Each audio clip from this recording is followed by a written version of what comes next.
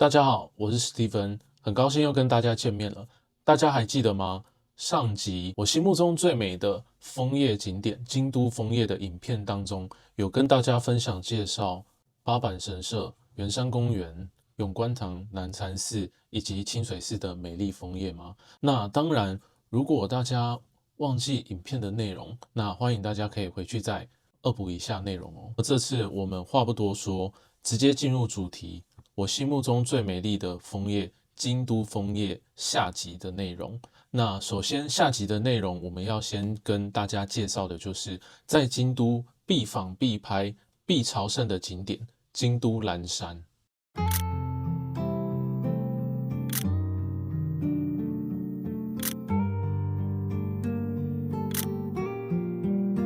那岚山在枫叶季的人潮，坦白讲，真的会是一个多到一个爆炸以及夸张的一个境界吼。其实这个部分的话，可能大家要稍微去斟酌一下，在行程的安排以及景点的一个攻略上面。虽然岚山在枫叶季的时候人潮会非常的拥挤，不过也刚好非常适合在拍摄类似像岚山的一个旅游记录哦，或甚至人文或甚至街拍的一个主题性的一个拍摄场景。那当然在岚山的商店街的街上，那其实也有一个比较特别的一个主题人文风情可以拍摄，就是人力车的部分。对，那如果说运气好的话，其实是可以拍到就是人力车的同时，然后还有枫叶的一个映衬之下的一个特别景点。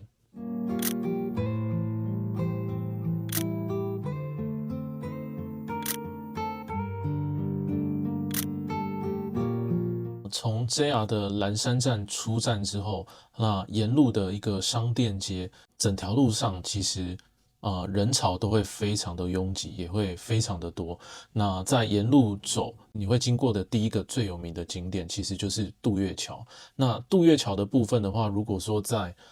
京都枫叶的枫叶季的时候，其实它会做一个人流的管制哦。那相对你在拍摄的主题射线上会比较局限一点点，所以此时你要拍照的一个基本的架构就是说，你可能要保持好你的一个基本的构图观念哦。那也是像我上一集有提到的，就是先求有再求好的一个观念，因为不可能拍到一个很空景的状态。对，因为就是完全避不掉。在这个拍摄的一个条件之下的话，其实就蛮考验你的一个敏锐性的部分的话，其实可能会左右当下的一个作品的好坏。因为常常在这个当下的按下快门那一刹那，你如果有一个很良好的一个敏锐性的话，其实那你会拍出一张非常不错的一些照片。对，那像 Steven 我的话，其实就是抓紧在渡月桥的一个过程哦，就是把握时机哦，就是拍到人流很多的时候，那反倒拍出一个很有韵味的一个渡月桥的一个风情。然后再来就是说，我们可以利用渡月桥的一个人潮哦，当一个前景的部分哦，然后去拍摄就是宝金峡，就是后面山峦的一个枫叶的一个景色这样子，那其实出来的效果哦都会非常的不错。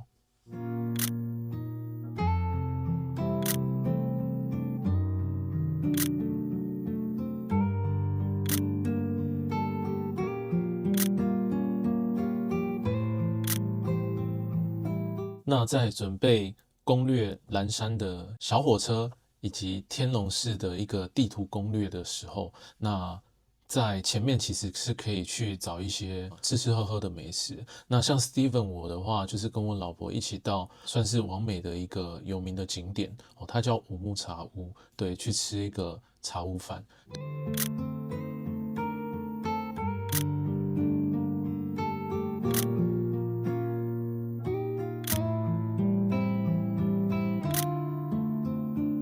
这个时候其实就是枫叶，然后人文，再加上人文风情哦，再加上风景以及美食的部分哦，就会去做一个融会贯通的一个完整的一个主题性的呈现这样子。由于 Steven 我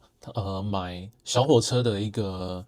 票券的时间点其实是在下午的3点及4点，所以说我们中午用餐之后，那我们首先进去的景点会是第一个天龙寺哦。那其实天龙寺的部分的话，其实就汇集了蓝山这个区域大部分的一个枫叶的景致哦。因此在天龙寺的部分，你在巡礼拍照的一个时间点，大约约莫会是在1个小时到1.5个小时左右哦，那其实是可以拍出蛮多蛮丰富的一个庭园的一个景点哦，或甚至一个枫叶的一个景色这样子。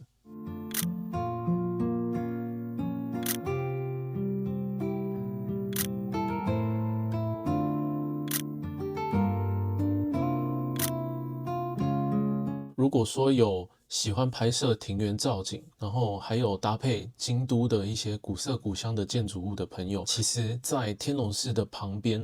那它也有一个叫桃园池庭园的一个庭园，可以做一个巡礼以及拍摄的一个部分那像 Steven 我的部分的话，也是有去做一个抓拍去做一个巡礼的部分。那我觉得其实整体的整体的感觉其实是还蛮不错的。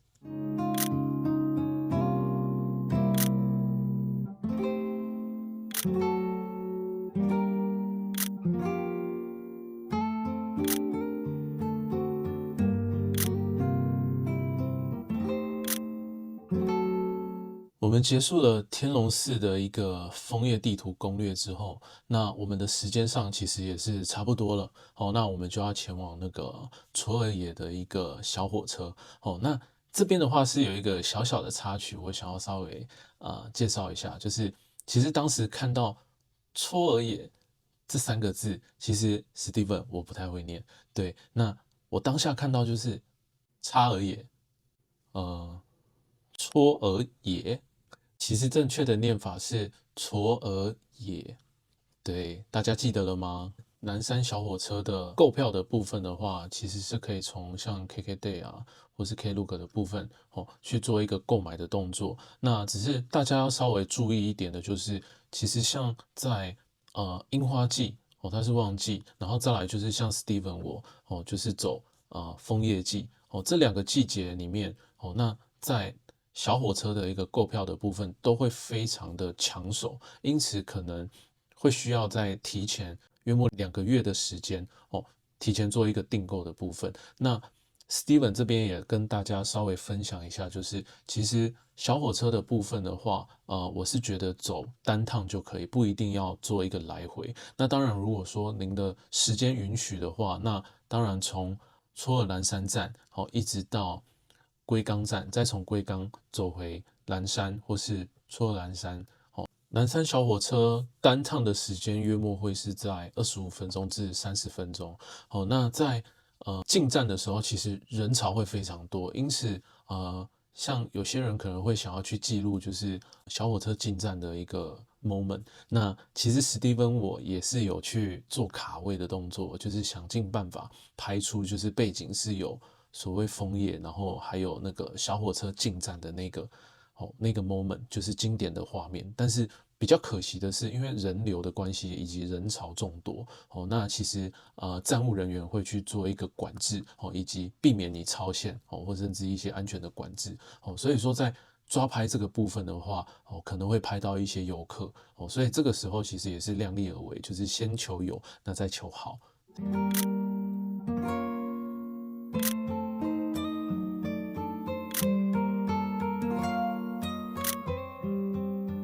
Steven 觉得南山小火车其实是一个蛮好的一个体验啦。那再来就是说，当然我们今天的主题其实是南山的枫叶嘛。那当然在坐小火车的同时，其实它是看整个宝金峡的一个河畔，然后还有一个河谷的一个造景的一个地形其实看起来其实非常的壮丽然后再加上河畔边或甚至河谷边或是山峦其实都是有一些枫叶的一个存在或甚至一丛一丛的一些枫叶那其实枫叶的数量，如果你在盛开的时候那其实看起来会蛮壮观的。结束了嵯峨野的南山小火车的行程之后，我们就剩最后一个景点，也就是大家众所皆知，那同时也是人潮最多、最拥挤最顶峰的一个景点。那当然它的人潮也是不输渡月桥的人潮那在拍摄上面也是非常的难拍那也同时也是要抓紧一些空档时刻或甚至说去抓一些长焦段的一个运用去拍出竹林小径它的一个韵味。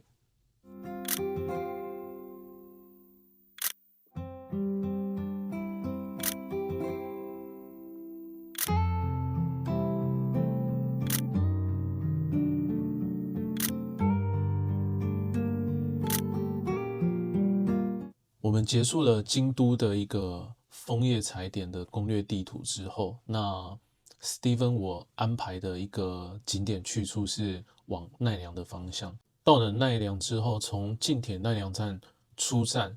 那出去的话，马上会碰到一个100年历史的一个商店街，就是东向商店街。那里面有一些100年历史的一个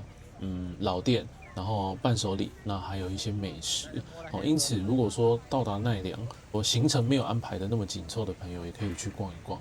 那经过商店街直接往上走，可以去找寻自己比较喜欢的一些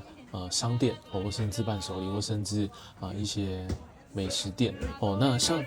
我们就有先去做功课去找了一间中古堂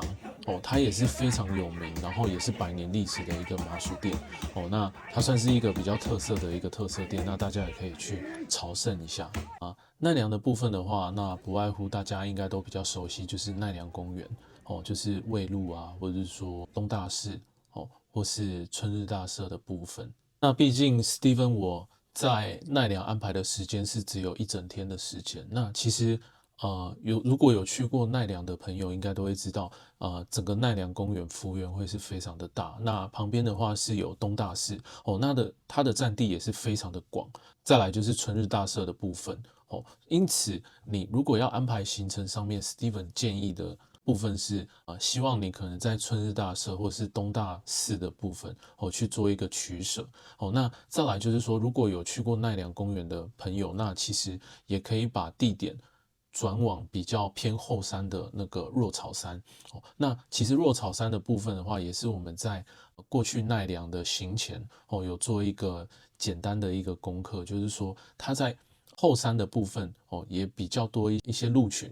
可以比较有空档可以去做一个喂鹿那再来就是说后面的一个若草山上面的一个沿线上面，也同时有比较多的一些枫叶的景致可以去做一个抓拍的动作。那如果有时候运气好，那同时你可以拍到鹿群然后再加上一个枫叶的一个背景，那就会看起来非常的好看。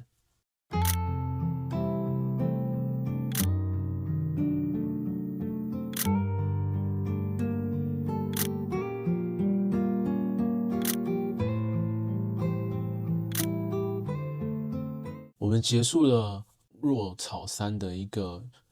拍摄枫叶之后，那我们把时间留给所谓的东大寺了。对，因为其实东大寺的部分相对于奈良的一个景点上面，它算是一个比较经典而且是必拍必访，同时也是算是枫叶量也是相对比较多的一个景点因此 Steven 我是选择去东大寺那当然就是 Steven 我也是比较倾向于就是拍摄一些佛寺或者说一些寺庙为主题性的一个拍摄取向的人因此我是选择去东大寺那东大寺的部分的话，其实在枫叶的部分的话，可以去从奈良公园的类似像侧边的地方去找寻就是一些枫叶的一些足迹然后再来就是进到东大寺里面我们可以去找一些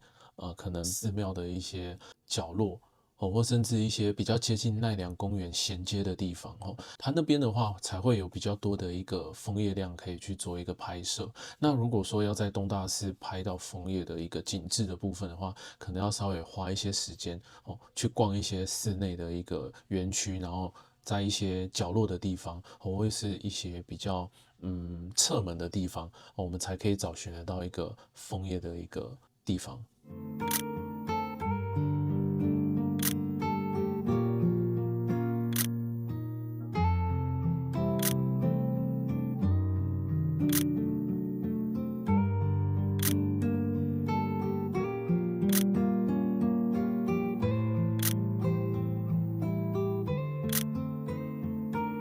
这一次史蒂芬分享了枫叶季的一抹红，京都枫叶篇哦，总共有上下集。那景点的部分的话，其实都是一些京都算是枫叶量非常多哦，然后再来就是说有横跨到一个奈良的部分哦，去做一个整体的一个枫叶景点哦攻略地图的一个汇整。当然这个部分的话，其实是 Steven 做一个功课，然后去做一个地图的攻略。那当然。喜欢枫叶的朋友也可以在京都，就是做属于你的一个攻略地图出来，然后去做一个有效率的一个拍摄，然后再搭配，例如说可能奈良啊，或甚至其他的一个景点的一个枫叶上的搭配的拍摄这样子。那 Steven，我这边也先跟大家预告一下，就是因为前阵子Steven 跟我老婆也去了一趟东京的8天7夜的旅程。那后续的部分的话，我也会逐一的去分享我的一个东京8天7夜的一个旅游记录，然后还有一个就是主题性的一个拍摄照片的分享。好，那再来就是前阵子我跟我老婆也去了一趟草间弥生的特展，那在里面有做一些记录，然后还有一些录影的部分。那这个部分的话，后续我 Steven 也会抓紧时间整理出影像，然后还有一些照片，然后分享给大家。今天的影片就到这边。如果喜欢我影片以及我影片内容的朋友，欢迎按赞、订阅，并且开启小铃铛哦。那当然，同时也很欢迎分享给周遭的朋友哦。我是 Steven，那我们下次见，拜拜。